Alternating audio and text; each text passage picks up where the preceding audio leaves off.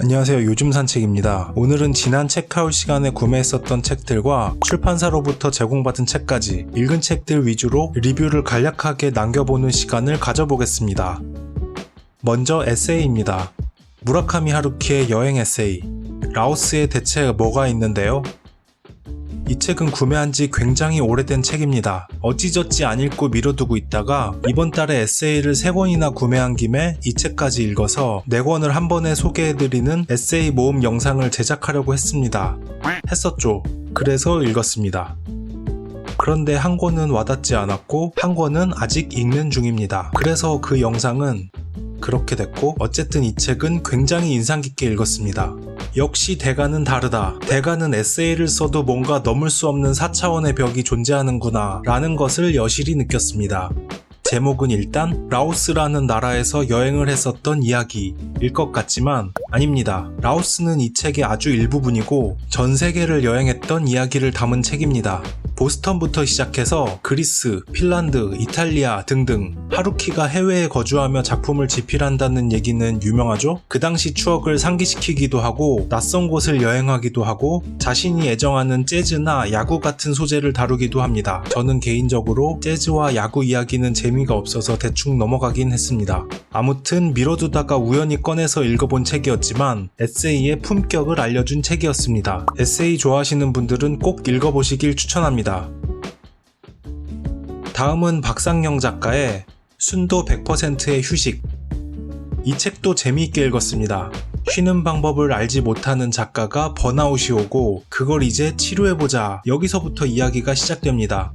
짧은 여행부터 긴 여행, 그리고 외딴 섬의 장기 투숙, 오랜 친구들과 새로운 동료들, 여러가지 형태로 할 수 있는 휴식과 그런데 휴식 같지만 돌아보면 결국에는 업무의 연장. 네, 결론적으로 쉬는 방법을 배우지 못한 책 끝이 납니다.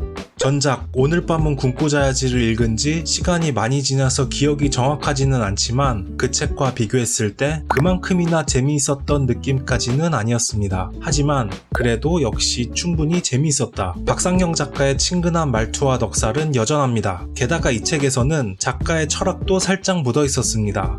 일과 휴식, 감정과 인간관계, 그리고 나에 대해 알기. 전작이 마냥 재미있게만 읽었던 책이었다면 이 책은 그래도 제법 여운이 남았습니다. 추천하기에 전혀 무리는 없는 책입니다. 다음은 소설입니다. 강화길 작가의 안진 3번의 봄. 이 책은 3편의 짧은 단편 작품이 수록되어 있습니다. 주 화자는 여기 그림에 있는 어린아이, 엄마, 할머니 각각의 입장에서 세 모녀의 관계를 다룬 이야기입니다. 그렇게 막 신나는 얘기는 아니죠? 관계를 이해하면서 감정선을 잘 공감해가면서 읽는 책입니다. 앞서 말했듯이 화자는 어린아이, 엄마, 할머니. 그런데 놀랍게도 남자 아저씨인 제가 3명의 화자 모두에게 공감하는 게 전혀 어렵지 않았습니다. 아이였던 적이 있었고 아이를 키우고 있고 그리고 노후를 불안해하면서 살고 있고. 강화길 작가님에게 입문하기 위해 이 책을 골랐고 괜찮게 읽은 것 같습니다. 아직 완벽하게 입문하지는 못했지만 한 번 더 대표작을 읽어보고 싶다는 생각이 들기에는 충분한 작품이었습니다. 다음은 김호연 작가의 망원동 브라더스. 4명의 아저씨들이 8평 단칸방에 낑겨서 궁상 떠는 이야기. 짧은 호흡으로 진행되는 옴니버스형 소설입니다. 이 책은 장단점이 명확합니다. 일단 재미있습니다. 재미있어요. 그리고 이 부분이 중요한데 어딘가 모르게 위로를 해줍니다. 사람이 저런 식으로도 어떻게든 사는데 내가 그렇게까지 현재와 미래를 불안해하면서 아등바등 할 필요가 있나? 이 정도면 충분하지 않나 하는 나태함, 아니 용기를 줍니다. 나도 지금보다 훨씬 어려웠던 적이 있었고 결국에는 극복했고 냉정하게 객관적으로 봤을 때 상황이 그렇게 나쁘지는 않구나. 그러니까 걱정하지 말고 저들처럼 재미있게 지내자. 뭐가 됐든 간에 말이죠. 이런 생각을 하면서 읽었습니다. 단점, 지루합니다. 재미있는데 지루한 면이 있습니다. 무슨 말이냐면 조금 긴 편입니다. 큰 줄기의 갈등 구조도 딱히 없는 소소한 이야기, 그러니까 언제 어떻게 끝날지 모르겠는 막연함, 결론이 궁금하지 않는 전개가 단점이었습니다. 분명히 재미는 있는데 뒷내용이 궁금하지 않아서 이걸 계속 읽어야 하나 이런 생각도 들고 해서 정말 가벼운 마음으로 읽었습니다. 한 3-4번 정도에 끊어서 읽으면 괜찮을 것 같습니다.